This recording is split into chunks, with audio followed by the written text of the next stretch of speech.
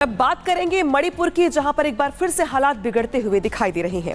बीते दिनों कुछ घटनाएं ऐसी हुई जिसका असर ये हुआ कि राज्य में कई इलाके ऐसे हैं जहां पर प्रतिबंध बढ़ा दिया गया है, कर्फ्यू बढ़ा दिया गया है, इंटरनेट जो सेवाएं उसको बंद कर दिया गया है और सरकार इस घटना को लेकर, इन हालातों को लेकर के काफी परेशान दिखाई दे रही है। कुल मिलाकर के कई इलाके ऐसे हैं जहां पर हालात बद से बदतर होते हुए दिखाई दे रहे हैं। रिपोर्ट दिखाते हैं आपको इससे जुड़ी।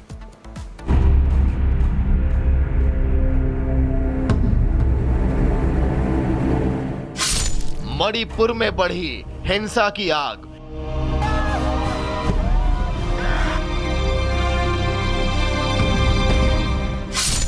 इंसानियत जलकर हुई खाक।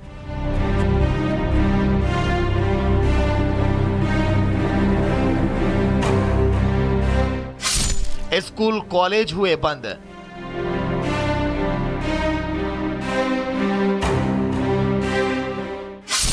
हिंसा का तांडव होगा खत्म।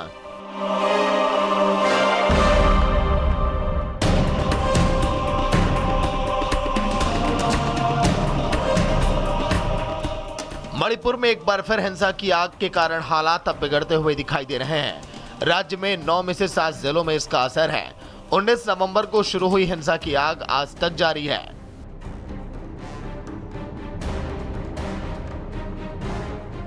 हालात को that is the thing, but this does not mean, I'll say that this does not mean that the party is not ready to help whichever government, that is the BJP government and the BN or anybody else, if they want our assistance in restoring normalcy in the state in whatever form, the party will definitely be provide the assistance.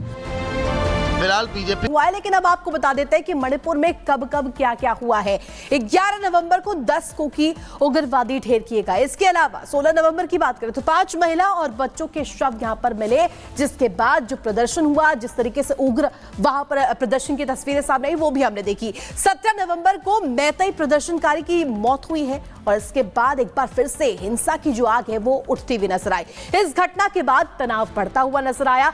भारी police बल की तैनाती कर दी गई। केंद्र सीधे सीधे इसको देख रहा है और मणिपुर यूनिवर्सिटी के स्टूडेंट्स का प्रदर्शन भी यहाँ पर देखने को मिला। तो देखिए, जोरदार प्रदर्शन यहाँ पर किया जा रहा है। जो विवाद बीते साल हुआ था, एक और बार वो तस्वीर दोहराने की कोशिश हो रही है। मुख्यमंत्री बीरेंद्र सिंह पुतले जलाए गए, उनके पुतले सीधे सीधे जला दिए गए और ये सवाल इसी की वजह से बन रहा है कि आखिर हिंसा की आग में कौन है जो मणिपुर को जलाना चाहता है। कई लोग अनिश्चितकालीन धरने पर भी बैठे हुए हैं और इंटरनेट पर भी बैन लगा दिया गया है। लिहाजा आप समझ सकते हैं किस तरीके से जो वहां पर सुविधाएं वो भी बाधित हो रही है। केंद्र सेंट्रल आर्म पुलिस फोर्स जो है वो 50 कंपनियां भेजेगा, यानी कि केंद्र से भी इसको लेकर के जो एक्शन है वो लिया जा रहा है और साफ तौर पर दो टूक कह दिया गया है कि जो भी साजिश करता है उसे छोड़ा नहीं जाएगा।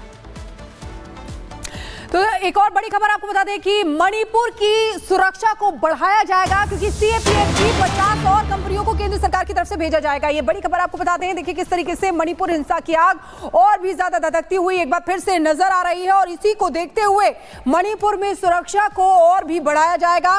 सीएपीएफ की 50 कंपनियां भेजी जाएगी केंद्र सरकार की तरफ से। 2 दिन पहले भी 20 कंपनी भेजी गई थी। तो देखिए, स्थिति को कंट्रोल करने के लिए, स्थिति को काबू में करने के लिए, हालातों को काबू में करने के लिए सुरक्षा को और भी ज्यादा बढ़ाया जाएगा। तो ये बड़ी खबर आपको बता दें, मणिपुर में सुरक्षा बढ़ाई जाएगी।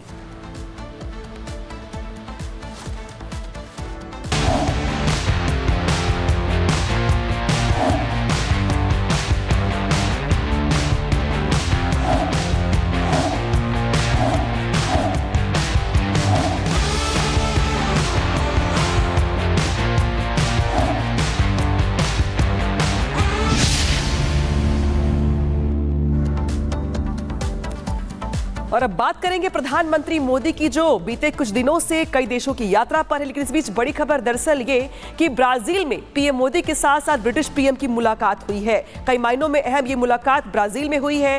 ब्रिटिश पीएम कीर स्टारमर की मुलाकात पीएम मोदी से हुई है और इस बातचीत में, इस मुलाकात में पीएम मोदी की ओर से कई अहम बातें की गई हैं, कई अहम मुद्दों को उठाया गया है। आर्थिक भगोड़ों को लेकर के यहाँ पर पीएम मोदी की ओर से जो बात है वो रखी गई है। ब्रिटेन के पीएम से यहाँ पर पीएम मोदी की मुलाकात हुई है। पीएम कीर स्टारमर से मिले हैं पीएम मोदी और यहाँ पर कई मुद्दों को लेकर के चर्चा और बातचीत की बात निकल के सामने आ रही है। पीएम मोदी ने यहाँ पे भगोड़ों का मुद्दा उठाया है। पीएम मोदी ने ब्रिटेन के सामने जो आर्थिक भगोड़े हैं उनका मुद्दा उठाया है। यानी कि जिस तरीके से, अगर दिखा रहे तस्वीरें आपको, ये 3 तस्वीरें टीवी स्क्रीन पर आ गई हैं आपकी, देखिए किस तरीके से ब्रिटेन के पीएम से पीएम मोदी मुलाकात कर रहे हैं। उधर मोदी और मेलोनी की भी मुलाकात हुई है। इमैनुअल मैक्रो से भी पीएम मोदी मिले। तो देखिए G20 शिखर सम्मेलन में पीएम मोदी की मौजूदगी के साथ साथ कई देशों की जो राष्ट्राध्यक्ष है उनसे यहां पर पीएम मोदी की मुलाकात और कई अहम मुद्दों को लेकर चर्चा।